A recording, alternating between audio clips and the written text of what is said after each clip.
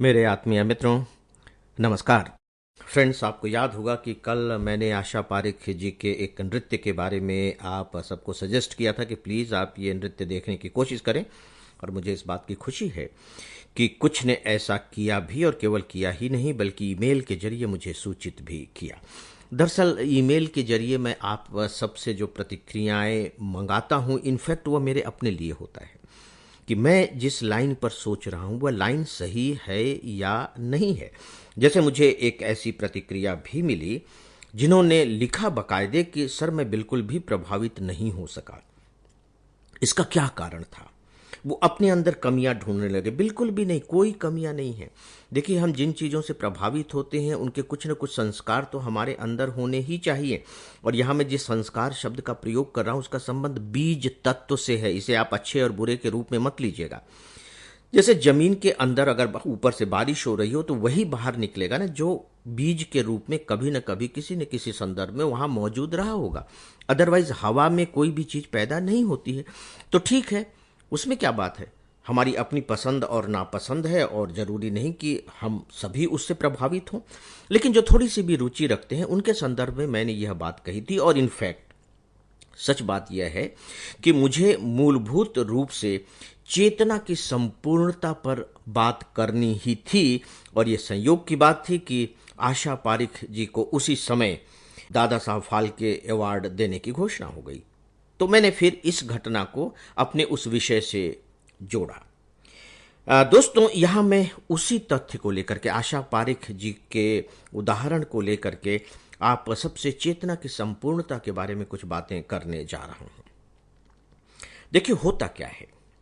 होता यह है कि जब हम किसी भी घटना को देखते हैं या कोई भी चीज पढ़ते हैं तो सबसे बड़ी चुनौती यह होती है कि हम उसे कंप्लीटनेस में, संपूर्णता के साथ देख पा रहे हैं कि नहीं देख पा रहे हैं, पढ़ पा रहे हैं कि नहीं पढ़ पा रहे हैं, सुन पा रहे हैं कि नहीं सुन पा रहे हैं।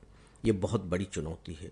और सच पूछिए तो जिसे हम अध्ययन कहते हैं, जिसे हम साधना कहते हैं, वह मूलतः संपूर्णता तक पहुंचने की ही साधना है।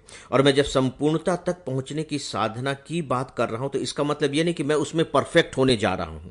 नहीं, यह तो उससे पहले की सीढ़ी है कि मैं इन चीजों को जितनी ज्यादा संपूर्णता के साथ ग्रहण करने की क्षमता अपने अंदर विकसित कर सकूंगा उतनी ही ज्यादा परफेक्शन के निकट पहुंच सकूंगा।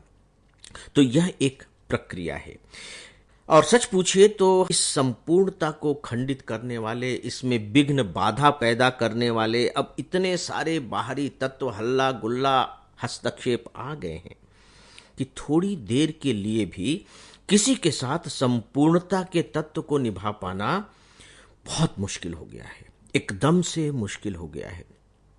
आप देखिए कि आप थोड़ी देर के लिए भी कुछ कर रहे होते हैं, कोई ना कोई बाधा आ जाती है। फिर मैं सोचता हूं कि क्या सच में इसी के लिए ही हमारे जो ऋषि मुनि थे वो हिमालय की कंदराओं में चले जाते थे कि वहां किसी तरह की कोई बाधा नहीं होगी और फिर साधना किया करते थे। खैर, वो उस समय की मांग रही होगी, या वो जिस विषय पर काम कर रहे थे, जिस विषय को पाना चाह रहे थे, खोजना चाह रहे थे, ढूंढना चाह रहे थे, उसके लिए उस तरह की साधना जरूरी हो। लेकिन एक सामान्य स्तर की साधना तो हम सबको करनी ही चाहिए ना, कि मैं जब पढ़ रहा हूं तो उसे पूरी तरह से पढ़ने की कोशिश करूं, मैं सुन रहा हूं तो पूरी तरह से सुनने की कोशिश करूं। अब देखिए कि हम कहां पूरी तरह सुनने की कोशिश करते हैं। आप कभी अपने इस व्यवहार का जायजा लीजिएगा। कोई बोल रहा है तो हमारा दिमाग उसके वाक्य को अपने ढंग से पूरा कर लेता है। या यूं कह लीजिए कि मैंने यहां तक देखा है कि बीच में ही काट करके हम सोचते हैं कि हम बोल करके बता दें कि देखो तुम ये बोलने जा रहे हो, और हम अपनी पीठ थपथपा लें कि देखो मैं कितना होशियार हूं, मैं कितना जादूगर हूं कि तुम क्या बोलना चाह रहे हो मैंने पहले से ही बता दिया है। और बाद में वो झुंझला करके कहता है कि सामने वाला जिसकी बात आप काट रहे हैं कि नहीं नहीं, मेरा मतलब ये नहीं था। या कभी कभी झुंझला के कहना पड़ता है कि भैया जरा सुन तो लो यार, क्योंकि आप पहले से ही सजेशन देना शुरू कर देते हैं। हम सब ये करते हैं।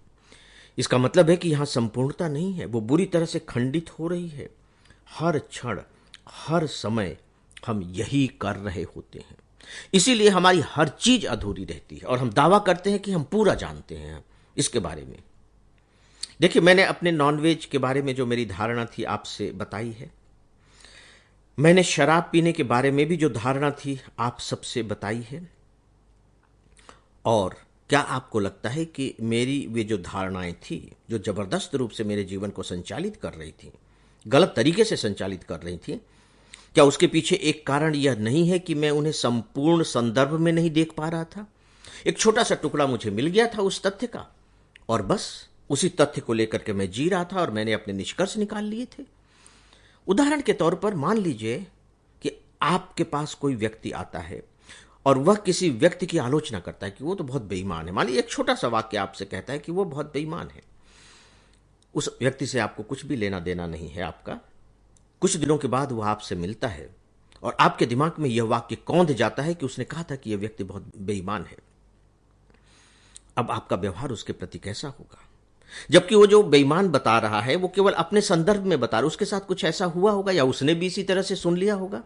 लेकिन आप उस व्यक्ति को संपूर्णता में नहीं जान रहे हैं, पूरी तरह से जान ही नहीं रहे हैं। किसी ने बस बता दिया है और उसी के आधार पर आपका व्यवहार संचालित होने लगा है। कल्पना करके देखिए कि क्या यह सही है, क्या यह न्यायपूर्ण है? दोस्तों, इस पर विचार कीजिए, क्योंकि ये सब बातें बहुत महत्वपूर्ण है हमारी जिंदगियों के लिए। तो दोस्तों, अब इजाजत चाहूंगा। नमस्कार।